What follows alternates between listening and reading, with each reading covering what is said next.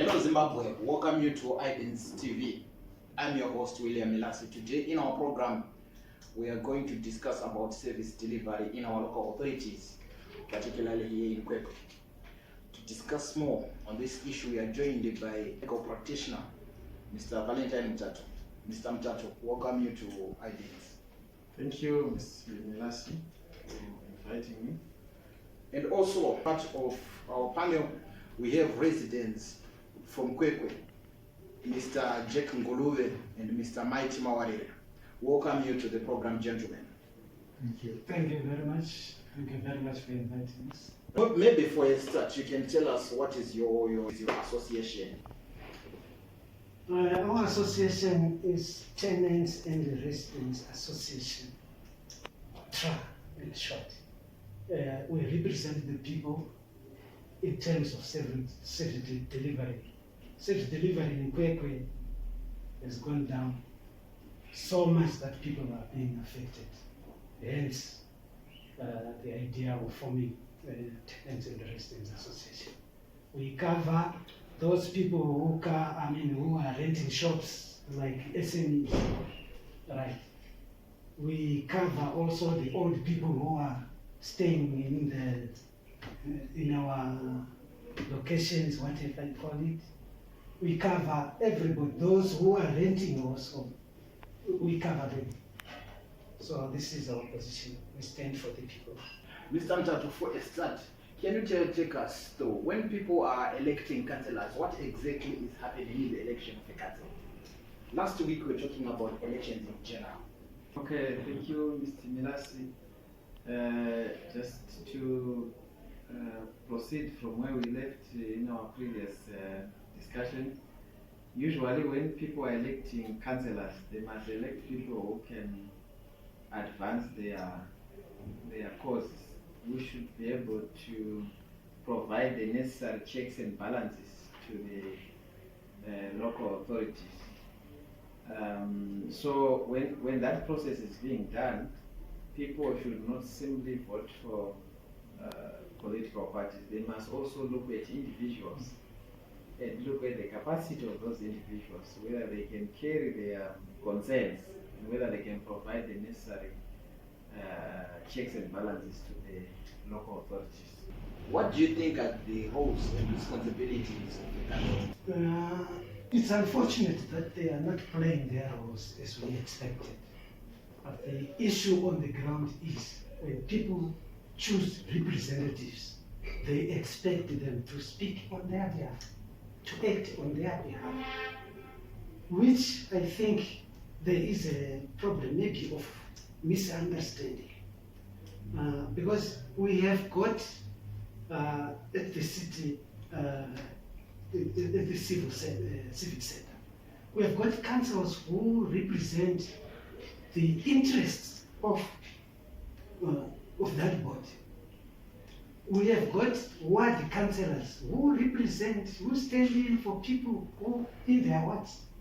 But it's like where we stay, we don't even know our councillor.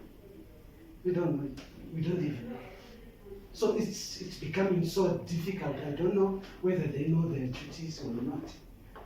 We don't know. So at the end of the day, people are being affected. People are being affected because they've got no one to tell their issues to. The people who are supposed to represent them, they are nowhere to be seen. Seeing that service delivery is going down, what measures have you taken as residents in order to address this issue? What we have actually done so far is we came up with a petition. We made a petition through the mayor so that our issues should be addressed. So far, they are quiet also. Because we expected that if we send a petition, maybe they will call us so that we can have a dialogue and come up with something that is helpful to the people. But so far, nothing. And now we have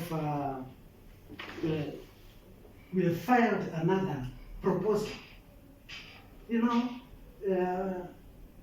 this proposal is about the old people who are staying in our society. They have been paying, like me, I'm over 70. I've been paying education levy since 1972. Up to now, I'm still paying education levy. Is that being respectful to our elders? Is there a provision that, there must be some exemptions along that line? Yes, they are there according to the law. They are there. But are they being taken? No, they are not being taken. So we are saying, we have made a proposal to the council. We have filed our proposal that maybe they can look at these things and save the community. For your own information, the people who built up a town like this one, they are now old, but they cannot afford to stay in their houses now. Why? Because of income.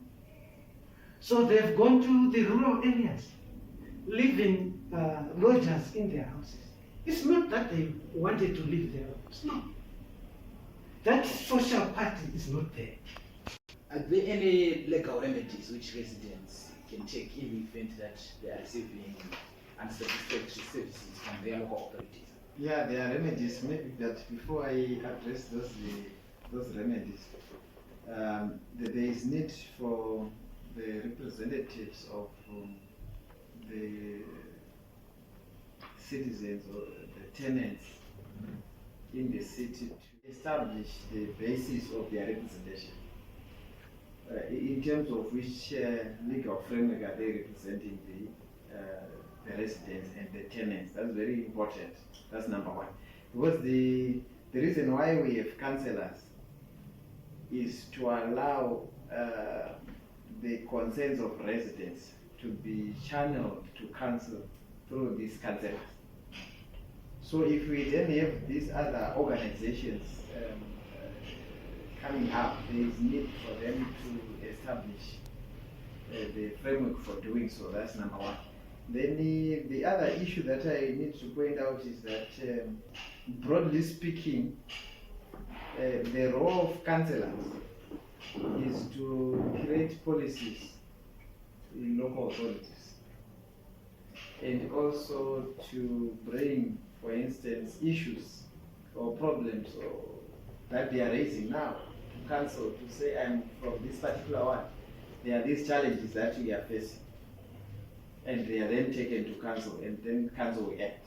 A role which is also in broad terms is that they should also provide checks and balances. You remember, the councillors, they are elected for a specific time frame, but the council management is always there. So they need to then say, this is what we want. These are the targets that we want as a local authority or as councillors. Are the managers able to meet those targets? So the challenge that I'm sure the representative of the residents and tenants may have is to establish the framework, because ordinarily this is the role of what? Of councillors.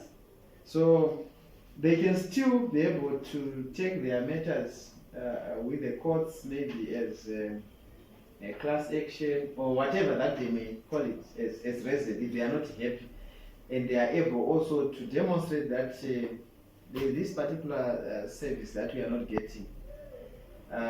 But also they must be able to demonstrate that as residents or as tenants or as representatives, they are also playing their part by paying whatever that they are supposed to be paying. Because it's a quid pro quo kind of situation. You don't just claim something without playing your part. You need to say, we have paid our dues. We have paid our rates, but the services are going down. But that argument which they may raise may be defeated if, when you look at it holistically, you then say, but these people are not doing what they are supposed to be doing. So these are the things that the residents or the representatives of the residents and the tenants should also take into account before they can raise any legitimate claim against a local authority. Legal framework. Mr. Mtachu here is speaking about the legal framework. On what basis are you raising these issues? You're an organization, TRA. Who gave you the mandate? What legal framework was used for the emergence of TRA? Like I've indicated, in Kwekwe we have about 4 or 5 residents associations. Where are they deriving their money from? So, thank you very much for that. The starting point is when people suffer, they tend to look at Plan B. The people who gave me the chairmanship, they are the people. They chose me. Why did they choose me when they were councillors? We have already mentioned here that we don't even know them. They are not playing their part. And that alone is as the result of what we are today. And if I may show you the points that supported our petition. It's very strange. Here on the paper that I'm holding, someone had used the water 53 kiloliters, and he was charged 9,480. The next one was charged and had used 2 kiloliters of water. He was charged 5,036. The next one used 25 kiloliters of water. He was charged 5,000. And the other one used 5,550 kiloliters. And he was charged 5,036. How do you balance such things? So should people keep quiet? no, So people came up with a plan that, I mean, they may have their own voice, maybe they can be helped. okay. Because like we are saying here, like I mentioned, that they are the councillors who represent the interests of the city. They are councillors who represent the what? But it's like, to me, it's like those who represent the what, they don't know the difference. They are not representing the people, they are representing the city council. This is the confusion that we have. And at the end of the day, then you start having organizations of this nature. It's as a result. Is maybe the organization raised legitimate reasons and grievances. In your initial statement, you said you wrote to council, they didn't respond. So my question is, as an organization, are you registered maybe by law? That Yes, is the we are. legal framework which you are looking at. Yes, we are. According to how I understand it, a residents association will get registered under the local authority, the council, and the DA's office, which we did. In terms of the provision of the law, do we have a provision for residents associations in our constitution? And if we have, in terms of registration, how are they registered in our country? No, it's not a constitutional issue. In the sense that we are simply saying their registration has nothing to do with the bigger law, the constitution. But they can still be registered. You can have their constitutions or any other document giving them some powers to exist. But where there is a challenge is where they raise issues which are supposed to be raised by councillors. If they are talking about service delivery, any organization or any legal person can complain about service delivery. No problems with that. But what I was simply saying is that they must have some basis of representing the residents. They have a constitution, if they are registered with the local authority and that registration is acceptable with the local authority, they therefore need to say what is it that they should be doing on behalf of the of the residents or the tenants, as they put it, so that we are able to delineate the functions of this association from those of the councillors. From what they are saying, it would appear they are complaining about service delivery. If they raise the issues with their councillors, maybe at what level, if they have done so, what has been the outcome? And in my view, one of the things that these residents should do is, when you have your representative, and when election time comes, if your representative is not doing what you expected him or her to do, it's your opportunity to replace him with another person that you believe has the competence or has the ability to represent you satisfactorily. So these issues of representation are very key, because if they raise, let's say they raise an issue and no action is taken and they decide to go to court, someone is going to ask, why are you in court? Why are you taking us to court? In terms of which law? So I don't know what they use. They are telling us what they are saying they use, but I don't know. I would obviously need more information about it. But what I would just say is that there is need for them to be properly established, whether in terms of the framework that they've talked about or any other framework, but they must have the mandate of the residents. You indicated that there could be 5 or so residents and tenants association in Kwekwe. I'm not too sure whether the law would then allow the registration of such kind of association in a seat like Kwekwe. If that is acceptable, very well, it's still fine, but there is therefore need to say what is the mandate of this association, which section or which part of the community are you covering? Because as far as I can pick from the representation, they are representing everyone in Kwekwe. That's my understanding. They are representing residents and tenants in Kwekwe. So what we then need is to establish what other associations are representing and which areas, or they are just representing the same residents but using different names or something like that. That is very key, because even if for the purpose of administration you bring your petition today using this name, you're representing the same constituents, then tomorrow there is an issue of maybe the failure to collect garbage. It is brought by another association, then the other week. So there is also need even amongst the residents to synchronize whatever that they are trying to achieve. If there is poor service delivery, it is a legitimate concern. But how you put it across becomes another issue.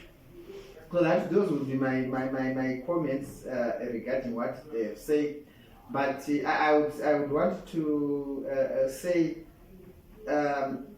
as far as I know, there is need also for these representatives or these associations to be able to tell who are they actually representing. Do they have a register of these people? Do they have a register of the residents? Who of the residents are actually subscribing to what they are talking about? Because from observations, you would find that there is an association which is allegedly representing residents, but the people are there forever. They don't change. There are no elections. Someone would just come up with a register that association, then you become the president, then the secretary. There are 5 people. They are there for life. So who are they? Do they have elections? Where do they derive their mandate from? Is it from the people, or some other scheme where they are pretending to be representing the people? So these are the things that they need to look at as representatives of the people. Okay. pane nyaya irikubuda mudariro. Mune legitimate concerns. Mune kusagutsikana, mune kutsutsumwa kwamina apo. Maererano nekufambiswa kuita service delivery. But the question is, if you first approached my councillors, of course you violated my councillors at Tombo Masi. But pane effort yakaitwa maybe kuziva ma councillors kana what really happened kuti muzosvika padanho ramakasvika kuti isusu takuzvimirira tega semaresident. I have approached councillors. Tichida kuti titaure navo sema-representatives. Ati hakuna zvavanoita, they don't respond to the thinking yavo ndeyekuti ivo vanofunga kuti they wait for council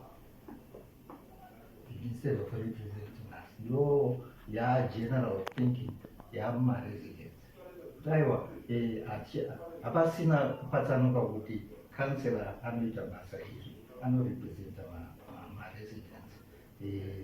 If you have a meeting with them, vanogona kutaurira kuti hade mukatouya kumeeting yekucancel wasviko when they are supposed to be representing us ikoko. Coming to you, Mr. Mbulwe, why is it maybe as residents in Kwekwe we are failing to have one association? A small city like Kwekwe we have 4-5 associations representing probably the same people. What is exactly happening within the residents associations here? Thank you very much for that. Let me put it this way. I don't even know if there are other residents associations. I don't know. All I know is I was elected by the mandate of the people to represent their problems. And here I am, even the constitution of this country allows me to represent. They allow me to do that. So I was representing the people who gave me the money. And there was an issue of saying, one can be there for 5-10 years. Yes, we have seen it before. That's very true. It happens. But here, we have got a constitution that says, when can you revisit your situation? We have got our own constitution. So the mandate that we represent is from the people. While we were questioning how our councillors work, we don't know where their mandate is coming from. Whether we start thinking maybe it comes from the council, because if they are not representing us, so where is their mandate from? So we don't know about that. But what we are doing here is, like we said, we are registered according to the local authority. We are registered with the local authority. They have got our constitution. We are registered with the local government. They have got our constitution as well. They have got it, and we showed them. It's like in Zimbabwe there is Consumer Council of Zimbabwe. How do they operate? Where do they get their mandate from? Those people, Consumer Council of Zimbabwe, they work, the people who are under them, they are members. And we as TRA, we work on membership as well. How many members do you have? I don't know with the secretariat so far, but like you have seen in the constitution how many people we had. When we started, we were over 500. Yeah, but so far, I mean, the number is rising. So the secretary is keeping those records. I don't have them. Right, you have petitioned council, they have ignored you. We are writing another proposal. In the event that you are to be ignored again, what measures are you like the lawyer has said, we'll take it up to court. That's the only option. That's the only option. If we fail that way, but all what we are saying is that's the only option that we have. Even the law about the constitution says, if they don't reply you, it means they have agreed. To you, Mr. Mtatu, as we are now wrapping up, can you tell us how in terms of bringing about accountability, in terms of bringing about transparency in the local looking at the context of Zimbabwe and probably here in Kwekwe? Are they effective? Yeah, thank you for that question. Yeah, residents associations are very effective. In fact, towns and cities are established because they are residents. So that's how critical they are. And you can't have a local authority without the input of the residents of that particular local authority. So if they have genuine concerns, they can raise them with the local authority correctly, using the right channels. If there is no response or the response is not satisfactory and there is a basis or legal basis of taking that issue with the courts, they can do so. Some cases have been taken to courts in our country, and some of them have succeeded and some failed. But you need to be sure that you are properly before the court. You have the right mandate, you have the right legal standing to take that matter to the courts. Otherwise, some may have genuine reasons for taking certain issues to the courts, but they may not have the right standing before the court, or they may not have legs to stand on to take their cases to court. The other issue is usually the residents, they can say a lot of legitimate things, but they forget to then play their part. To say there is no collection of refuse in Ward 6, for example. When you look at the residents in Ward 6, they are not paying their rates, they are not paying for water, they are not paying anything. So you can't have service delivered when you are not paying for the service. You have to pay for the service in order for you to enjoy the service. But it would be very good to argument by the resident to say we have 500 members of our association who gave us the mandate. These 500 members of the association, they are, let me put it this way, they are current in terms of their payments to the local authority. So there is no reason for the local authority to fail to provide the services that they are paying for. So there are two things. There is a service. For instance, if you are paying for water, water must be there.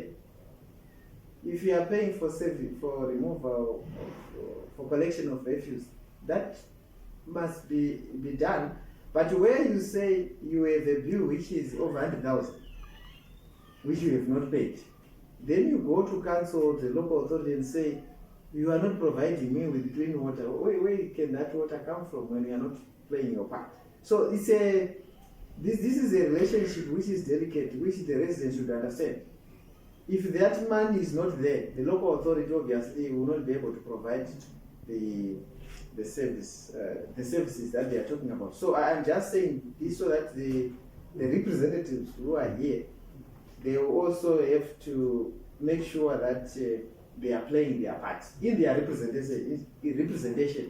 It's not just a situation where you get the complaint and you take it without also looking into your constituency and say, but you guys, you residents, are you also playing your part? Mr. Ngulowe, as residents, are you playing your part? Are you paying your bills? My answer could be yes or no. I don't know if I can come up with a specific one. But let me try and explain something. Right. How can we prevent poor service delivery? Because even the council on the other side, they mustn't be that shortfall of not giving service delivery. So where is, how can we prevent poor service delivery. My answer is the main strategies to improve service delivery were found to be increasing citizen participation. Like the lawyer rightly said, we play our part. So that relationship, if it's not there, it means that it's actually playing a part for poor service delivery and the payments also. They must, why is it that, it's like in Kwekwe, the council and the residents, it's like there's enmity. Why should that be? There is a need for collaboration. If we are to succeed, there is need for collaboration. Everyone must play his part. So everything, I don't see any problem. I don't see. If we isolate that this is council, it's like in Mbizo right now. Council and the residents, there is a contract. The people pay, and the council is supposed to play its part. Are they playing their part? Go to Mbizo, there is not even one bill, which is against even the Environmental Act. There are no bills. Well, how do you expect people to do it? So there is no, what I'm saying is, there is no relationship between the citizens and the council. We need a good relationship with the council and the councillors and residents. The relationship that has to be there is that council has to talk to the residents if they have a problem with the residents. I'll give you an example. Council doesn't consult the residents. For instance, when they are doing their budget. Right now there's an outcry of high bill. There's been a question, are residents doing their part? Yes, they are. They are residents paying. Probably the same residents paying are in difficulties right now. Because council will just impose whatever they think of imposing. So we need to have council or councillors come to us and talk to us, rather than just making decisions and then coming down to us for us to act on their decisions. I just want to make a comment on the issue of the budget which has been raised. The budget in terms of the relevant law is approved by the minister, but obviously there are consultations with the residents, and I'm sure there should be, in terms of the law, there should be notices and people should go and attend. But the final product of that process is approved by the minister. The residents, they don't necessarily approve. They give their contribution, and they are consulted. In terms of the law, they must be consulted, but they don't approve. So I think there could be a misunderstanding of that process, where there is consultation by local authority, and ultimately the budget which this consultation involves is then taken to the minister will then ultimately approve. So why does that happen? It allows the citizens or the residents to participate in the affairs of their city. And ultimately there is need for the minister of local government to then provide necessary checks and balances, so that if there are any charges that are out of line, they are also checked at that level. Did Zimbabwe from across the world? That was our episode of The Talk here on Idens TV, which we bring to you every week, whereby we talk to the people, we discuss issues affecting the people. Until we meet next time, God bless.